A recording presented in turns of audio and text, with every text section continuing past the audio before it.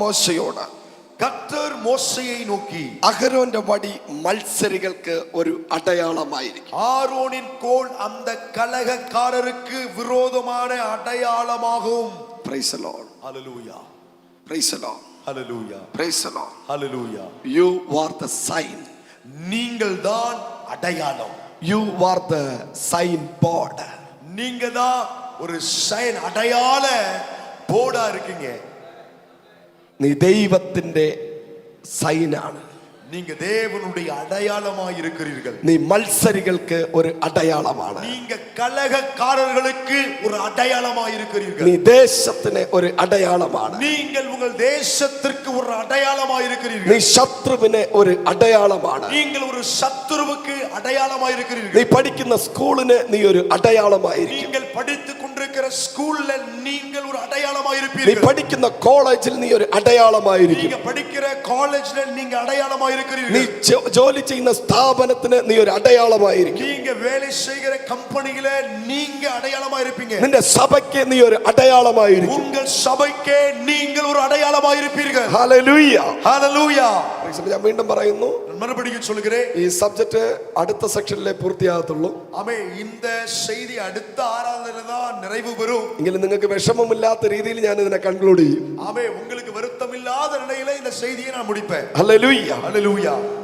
Price the Lord. Amen. അഹരോനെ കുറിച്ചാണ് ഞാൻ ഇന്ന് രണ്ട് സെക്ഷനിൽ പ്രസംഗിക്കാൻ പോകുന്നത്. ஆரோனை குறித்து தான் இந்த ரெண்டு ஆராதனைகளிலும் நான் பிரசங்கம் பண்ண விரும்புகிறேன். യാക്കോബിന് 12 മക്കളുണ്ട്. யாக்கோபுக்கு 12 பிள்ளைகள் இருந்தார்கள். ഹല്ലേലൂയ. അതിൽ ഏറ്റവും കൂടുതൽ പ്രസംഗം വന്നിട്ടുള്ളത് ജോസഫിനെ കുറിച്ചാണ്. ஆமென். அதிகமாக ஆமென் பிரசங்கம் வந்தது யோசேப்பை குறித்து தான். എന്നാൽ ലേവിയെയും ബാക്കിയുള്ളവരെയൊക്കെ മറന്നു പോയിട്ടുണ്ട്. ஆனால் லேவியையோ மற்றவர்களையோ மறந்து போயிருப்பது உண்டு. ഹല്ലേലൂയ. ஹalleluya. ഇന്ന് ഞാൻ ലേവി ഗോത്രത്തെ പറ്റിയാണ് പ്രസംഗിക്കുന്നത്. இன்னைக்கு நான் லேவி கோத்திரத்தை குறித்து நான் உங்களுக்கு பிரசங்கம் பண்ண விரும்புகிறேன். Who is Levi? லேவி யார்? മത്സരികൾക്ക് ഒരു അടയാളം. கலகக்காரருக்கு லேவி ஒரு அடையாளமாய் இருக்கிறார். ഹല്ലേലൂയ. ஹalleluya. Praise the Lord. ஆமென். ലേവിയെ കുറിച്ച് പറയുകയാണെങ്കിൽ லேவியை குறித்து சொல்ல போனால் ലേവിയുടെ പിന്നിൽ ഒരു സ്റ്റോറി ഉണ്ട്. லேவிக்கு பின்பதாக ஒரு கதையே இருக்கிறது. ഒരു ബാഡ് സ്റ്റോറി ഉണ്ട്. ஒரு கெட்ட கதை இருக்கிறது. അമ്മ പ്രസംഗിക്കുന്ന എനിക്കും பிரசங்கம் பண்ணுகிற எனக்கும் ഈ വചനം കേൾക്കുന്ന നിനക്കും வசனத்தை கேட்டுக்கொண்டிருக்கிற உங்களுக்கும் നിന്റെ പിന്നിൽ உங்களுக்கு பின்பதாக ഒരു ബാഡ് സ്റ്റോറി ഉണ്ട്. ஒரு கெட்ட செய்திகள் கதைகள் உண்டு. നിന്റെ പിന്നിൽ ഒരു ബാഡ് സ്റ്റോറി ഉള്ളത് കൊണ്ടാണ് உங்களுக்கு பின்பதாக ஒரு கெட்ட கதை இருப்பதினாலே നിന്റെ മുമ്പിൽ ഒരു ഗ്ലോറി ഇറങ്ങിയത്. உங்களுக்கு முன்பதாக ஒரு மகிமை இறங்கி வந்திருக்கிறது. ഹല്ലേലൂയ. ஹalleluya. എല്ലാ സ്റ്റോറിയും ഗ്ലോറിയായി മാറാൻ പോവുകയാണ്. எல்லா ஸ்டோரியும் ഗ്ലോറിയായി മാറാൻ പോകുന്നത്. വിശ്വസിക്കുന്നവർ കരങ്ങളെ അടിച്ചു പറഞ്ഞാട്ടെ. വിശ്വാസിക്കുന്നവർ നല്ല കൈകളെ തട്ടി சொல்லுங்க. നിന്റെ എല്ലാ ബാഡ് സ്റ്റോറികളും ദൈവത്തിന്റെ ഗ്ലോറിയായി മാറാൻ പോവുകയാണ്. எல்லா உங்க துக்க செய்திகளும் தேவனுடைய மகிமையாய் மாறப் போகிறது. ബാഡ് സ്റ്റോറി കണ്ടെടുത്ത് നീ ഒരു ഗ്ലോറി കാണാൻ പോവുകയാണ്. Bad story-யை பார்த்தஇடத்தில் நீங்கள் தேவ God's glory-யை பார்க்க போறீங்க. പിന്നിൽ ബാഡ് സ്റ്റോറി ആണെങ്കിൽ உங்களுக்கு பின்பதாக கெட்ட கதை என்றால் നിന്റെ മുമ്പിൽ ഒരു ഗ്ലോറി ഉണ്ട്. உங்களுக்கு முன்னதாக ஒரு மகிமை உண்டு. ഹല്ലേലൂയ. ஹalleluya. Praise the Lord. ஆமென். ലേവിയെ കുറിച്ച് പഠിക്കുമ്പോൾ லேவியை குறித்து நாம் கற்றுக்கொண்டால் he was the child of disappointment. அவர் ஆமென் ஸ்தோத்திரம் புறக்கணிக்கப்பட்ட ஒரு மகனாய் இருந்தார். நம்பிக்கையற்ற ஒரு நிலைமையில் இருக்கிற ஒரு He மகன். was the child of disappointment. ஆமென். அவர் ஆமென் நம்பிக்கையற்ற ஒரு குழந்தையாய் இருந்தார். ഡിസപ്പോയിന്റ് ചൈൽഡുകൾ ഇതിനകത്ത് ഇരിപ്പുണ്ടോ?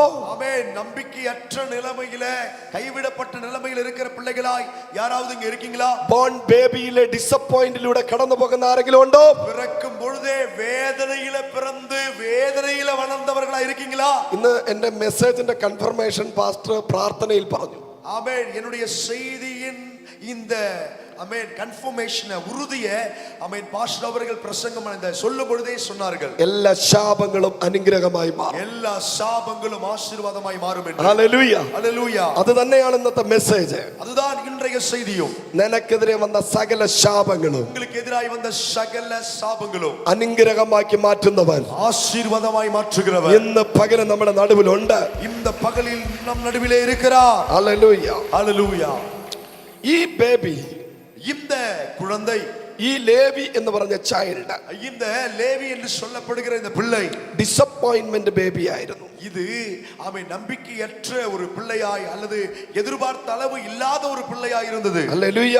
ஹல்லேலூயா. നീ ഡിസപ്പോയിന്റിലൂടെ കടന്നു പോകുന്ന വ്യക്തിയാണെങ്കിൽ, நீங்க டிசப்பாயின்ட்மென்ட்ல போகக்கூடிய ஒரு நபராய் இருந்தீர்கள்னா, നിന്റെ ഡെസ്റ്റിനിയിലെ, உங்களுடைய நோக்கத்துல நீங்க சென்று சேரக்கூடிய இடத்துல, നിന്റെ ഡെസ്റ്റിനിയിലെ நீங்க சென்று போக வேண்டிய இடத்துல ഒരു ഡിവൈൻ അപ്പോയിന്റ്മെന്റ് ഉണ്ട്. உங்களுக்கு தெய்வீக நியமனங்கள் உண்டு.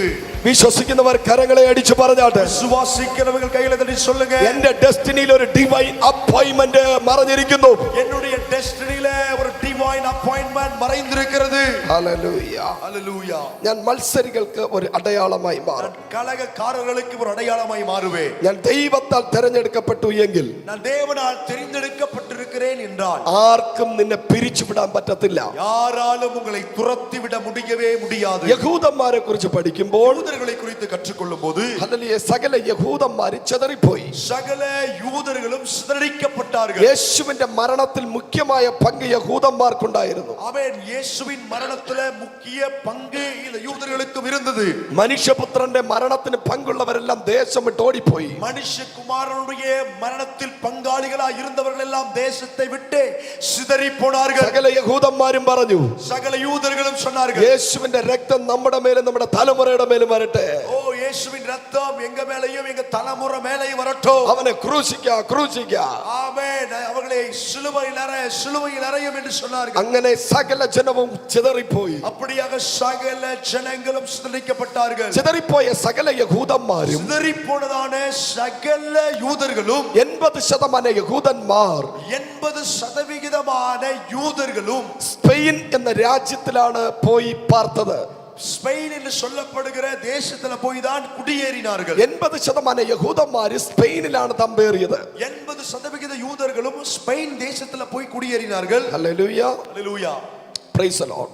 ஆமென். അങ്ങനെ 80% இஸ்ராയേൽ ஜனம் பார்த்திருந்த ஸ்பெயினிലെ സ്പാനിഷ് രാജാവ്, ஆமென். அப்படியாக இஸ்ரவேலை சார்ந்த 80% ஜனங்கள் ஸ்பெயின்ல ஆமென் போய் தங்கியிருந்த போது அங்க உள்ள ஸ்பானிஷ் ராஜா ഒരു കൽപ്പന പുറപ്പെടുവിച്ചു. கட்டளையை விடுவித்தார்.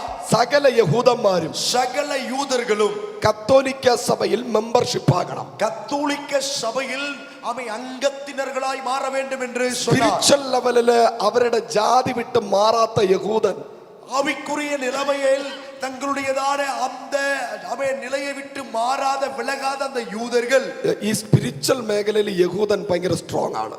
ஆவிக்குரிய காரியங்களிலே இந்த யூதர்கள் என்று சொல்லுவது மிகவும் உறுதியாக இருக்கக்கூடியவர்கள். ഹല്ലേലൂയ. ஹல்லேலூயா. അതുകൊണ്ട് അന്ത്യകാലത്ത് 144,000 പേരെന്ന് പറയുന്നത് തീപ്പിയങ്കാരല്ല, യഹൂദന്മാരാണ്. ஆமென். அதனால கடைசி காலம் என்று சொல்லும்போது 1,44,000 என்று சொல்லுவது டிபிஎம் காரர்கள் அல்ல, அது எல்லாமே யூதர்களாக இருக்கிறார்கள்.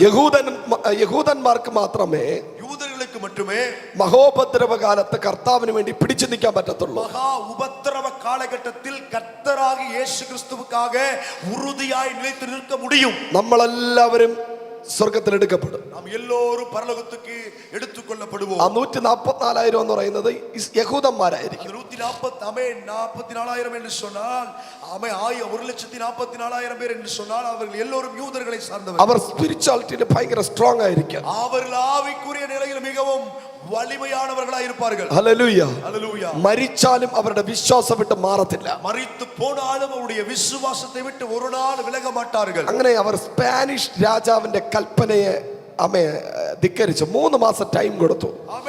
அப்படியாக ஸ்பானிஷ் ராஜா சொன்ன அந்த கட்டளைக்கு அவர்கள் புறக்கணித்து 3 மாதம் அவர்களுக்கு நேரம் கொடுக்கப்பட்டது. അല്ലെങ്കിൽ 3 മാസത്തിനകത്ത് സകലരും രാജ്യം വിട്ട് പൊയ്ക്കോളാൻ പറഞ്ഞു. 3 மாதத்துக்குள்ளாக எல்லோரும் இந்த தேசத்தை விட்டு போக வேண்டும் என்று சொன்னார்கள். മാർച്ച് മാസത്തിൽ രാജാവ് കൽപ്പന പുറപ്പെടുവിച്ചു. மார்ச் மாதத்துல அந்த ஸ்பானிஷ் ராஜா ஒரு கட்டளையை புறப்படுவித்தார். ഇസ്രായേൽ ജനം 90 ദിവസം പ്രാർത്ഥിച്ചു. இஸ்ரவேல் ஜனங்கள் 90 90 நாட்களும் ஜெபித்தார்கள். ഞങ്ങൾക്ക് ആശ്രയമായ ഒരു സ്ഥലം ഒരുക്കി തരണേ. எங்களுக்கான தஞ்சம் புகக்கூடிய ஒரு இடத்தை நீ கொடுக்க வேண்டும் என்று. ഞങ്ങൾക്ക് ആരാധിക്കാൻ ഒരു സ്ഥലം തരണേ. எங்களுக்கு ஆராதிக்க ஒரு இடம் வேண்டும். ഞങ്ങൾക്ക് പാർക്കാൻ ഒരു സ്ഥലം തരണേ. நாங்கள் தங்குவதற்கு ஒரு இடம் வேண்டும். ഇന്നേക്ക് 90 ദിവസം നീ പ്രാർത്ഥിക്കുകയാണെങ്കിൽ இன்றையிலிருந்து 90 நாட்களுக்குள்ளாக நீங்கள் ஜெபிப்பீர்களானால் നിന്റെ പ്രോപ്പർട്ടിക്കകത്ത് ഒരു വലിയ ഡെലിവറൻസ് നടക്കാൻ പോവുകയാണ്. உங்க நிலத்துக்குள்ள ஒரு பெரிய விடுதலை நடக்க போகிறது. നിന്റെ വീട്ടിനകത്ത് ഒരു ഡെലിവറൻസ് നടക്കാൻ പോവുകയാണ്. வீட்டுக்குள்ள ஒரு விடுதலை நடக்க போகிறது. ഇനി വരുന്ന 90 ദിവസങ്ങൾ இன்றிலிருந்து வரக்கூடிய 90 நாட்களுக்குள்ளாக ആമേൻ ടൈം എടുത്ത് പ്രാർത്ഥിച്ചോ. நேரம் எடுத்து ஜெபியுங்கள். നിന്റെ നിലത്തിനകത്ത് ഡെലിവറൻസുകൾ നടക്കും. உங்க நிலத்துக்குள்ள விடுதலையை தேவன் அனுப்புவார். നിന്റെ പാർപ്പിടത്തിലെ ദൈവപ്രവൃത്തി നടക്കും. நீங்கள் தங்கக்கூடிய இடங்களிலே தேவனுடைய கிரியைகள் வெளிப்படும். പ്രാർത്ഥനയുടെ 90ാമത്തെ ദിവസം മെയ് മാസം ആരംഭിക്കുമ്പോൾ ஆமென். ஜெபத்தின் 90வது நாளாகிய மே மாசம் துவங்கும் போது ക്രിസ്റ്റഫർ കൊളംബസിന്റെ നേതൃത്വത്തിൽ ஆமென் கிறிஸ்டோபர் கொலம்பஸ் என்று சொல்லப்படக்கூடிய அதிகாரத்துக்கு கீழாக ഒരു മെയ് ഫ്ലവർ ഷിപ്പ് നിങ്ങൾ ഗൂഗിളിൽ അടിച്ചാൽ നിങ്ങൾക്ക് കിട്ടും. ஒரு மே ஃப்ளவர் ஷிப் என்று நீங்க கூகுள்ல சர்ச் பண்ணா உங்களுக்கு கிடைக்கும். ആമേൻ. ക്രിസ്റ്റഫർ കൊളംബസിന്റെ കെയർ ഓഫില് கிறிஸ்டோபர் கொலம்பஸ் என்று சொல்லப்படுகிற அவருடையதான ஆமென் கேர் ஆஃப்ல അവന്റെ നേതൃത്വത്തില് அவருடையதான அந்த நாம நியமப்படி ആമേൻ ഇന്ത്യയിലേക്ക് ഒരു കപ്പൽ പോകാൻ തീരുമാനിച്ചു. இந்திய தேசத்துக்கு நேராக ஒரு கப்பல் வருவதற்காக தீர்மானிக்கப்பட்டது. ഈ 80% യഹൂദന്മാരും இந்த 80% யூதர்களும் ക്രിസ്റ്റഫർ കൊളംബസിന്റെ മെയ് ഫ്ലവർ എന്ന കപ്പലിൽ കയറി. ஆமென். இந்த கிறிஸ்டோபர் கொலம்பஸ் என்று சொல்லப்படுகிற மே ஃப்ளவர் என்று சொல்லப்படுகிற கப்பலை உண்டு பண்ணின அந்த கப்பலிலே ஏறி பிரயாணப்படுவதற்கு ஆயத்தப்பட்டார்கள். ആ കപ്പലിൽ ഇരുന്ന ജനത്തിന് ക്രിസ്റ്റഫർ കൊളംബസ് വിളിച്ച പേര് ஆமென். அந்த கப்பலில் பிரயாணப்பட்ட ஜனங்களை பார்த்து கிறிஸ்டோபர் கொலம்பஸ் கூப்பிட்டு சொன்ன பேர் red Indians. Red Indians. Hallelujah. சிவந்த இந்தியர்கள். Price the Lord. Amen. Red ഇന്ത്യൻസിനെ കുറിച്ച് പഠിച്ചിട്ടുള്ള എത്ര പേരുണ്ട്? இந்த சிவந்த இந்தியர்களை குறித்து கற்றுக்கொண்ட ஆமென் எத்தனை பேர் இருக்கீங்க? Red Indians. Red Indians. Amen. അങ്ങനെ ഇന്ത്യയിലേക്ക് ഈ ഷിപ്പ് മൂവ് ചെയ്യുകയാണ്. அப்படியாக இந்திய தேசத்தை நோக்கி இந்த கப்பல் பிரயாணப்படுகிறது. പെട്ടെന്ന് திடீரென்று ആമേൻ പണ്ട് പായ്ക്കപ്പല് കാറ്റിന്റെ സഹായത്തോടെ ഷിപ്പ് മുന്നോട്ട് പോകുന്നു. பழைய காலங்களிலே பாய்க்கப்பலா இருப்பதினாலே அது காற்றினுடைய உதவியினால தான் முன்னேறி செல்லும். പെട്ടെന്ന് കാറ്റ് പ്രതികൂലമായി. ஆமென். திடீரென்று இந்த காற்றினாலே ஒரு போராட்டம் வந்தது. ആമേൻ. കപ്പൽ എതിർ ദിശയിലേക്ക് മൂവ് ചെയ്തു. கப்பல் எதிர் திசையை நோக்கி செயல்பட ஆரம்பித்தது. ഇന്ത്യയിലേക്ക് പോകേണ്ട കപ്പൽ இந்திய தேசத்துக்கு வர வேண்டிய கப்பல் കർത്താവിന്റെ പ്ലാനിൽ മൂവ് ചെയ്യാൻ തുടങ്ങി. கர்த்தருடைய திட்டத்தின்படியாய் முன்னேறினது. ആമേൻ. കപ്പൽ ഒരു ഭൂഖണ്ഡത്തിൽ ലാൻഡ് ചെയ്തു. கப்பல் போய் ஒரு கண்டத்துல ஆமென் போய் ஆமென் சேர்ந்தது. ഒരു ഭൂഖണ്ഡത്തിൽ ലാൻഡ് ചെയ്തു. ஆமென் ஒரு கண்டத்துல போய் சேர்ந்தது. ഹല്ലേലൂയ. ஹல்லேலூயா. ഒരു ദേശത്തിൽ പോയി ലാൻഡ് ചെയ്തു. ஆமென் ஒரு தேசத்துல போய் ஆமென் சேர்ந்தது. ഹല്ലേലൂയ. ആ ദേശത്തിൽ കാല് ചവിട്ടിട്ട് ക്രിസ്റ്റഫർ കൊളംബസ് പറഞ്ഞു, ஆமென் அந்த தேசத்துல காலை மிதிச்சு கிறிஸ்டோபர் கொலம்பஸ் என்று சொல்லப்படுகிற நபர் இப்படி சொன்னார். ഈ ദേശത്തിന് ഞാൻ പേരിടുന്നു இந்த தேசத்திற்கு நான் ஒரு பெயரை போடுகிறேன். USA. USA. അമേരിക്ക എന്ന് പേരിടുന്നു. அமெரிக்கா என்று பெயரை போடுகிறேன் என்று சொன்னார். കരങ്ങളെ തട്ടി ദൈവത്തിന് സ്തോത്രം ചെയ്താട്ടെ. தட்டி உற்சாகமாய் கர்த்தரை துதிப்போம். USA എന്ന പേര് യഹൂദനിലൂടെ ഉണ്ടായതാണ്. USA என்ற பெயர் யூதரின் மூலமாக உருவானதுதான். യുണൈറ്റഡ് കിങ്ഡം യുണൈറ്റഡ് സ്റ്റേറ്റ് വന്നത് ஆமென். யுனைடெட் ஸ்டேட் வந்தது യഹൂദൻ കാരണമാണ്. யூதர்களின் காரணத்தினாலேதான். അതുകൊണ്ടാണ് அதனாலதான் ഇസ്രായേലിന് എന്ത് പ്രോബ്ലം വന്നാലും இஸ்ரவேலுக்கு என்ன பிரச்சனை நேரிட்டாலும் USA എഴുന്നേറ്റ് നിൽക്കുന്നത്. USA அமெரிக்க தேசம் எழும்பி நிற்கிறது. വിശ്വസിക്കുന്നവർ കരങ്ങളെ അടിച്ചു പറഞ്ഞാട്ടെ. சுவாசிக்கிறவங்க எல்லா கைகளை தட்டி சொல்லுங்க. അമേരിക്കയിൽ യഹൂദന്മാർ വന്നത് കാരണം அமெரிக்க தேசத்தில் இந்த யூதர்களில் வந்ததின் நிமித்தமாக അമേൻ അമേരിക്ക യുണൈറ്റഡ് സ്റ്റേറ്റ് ആയി മാറി. அமெரிக்க தேசம் அது ஆமென் ஹல்லேலூயா யுனைடெட் ஸ்டேட் ஆய் மாறினது. സകല ടെക്നോളജിയിലും അമേരിക്ക വളർന്നു.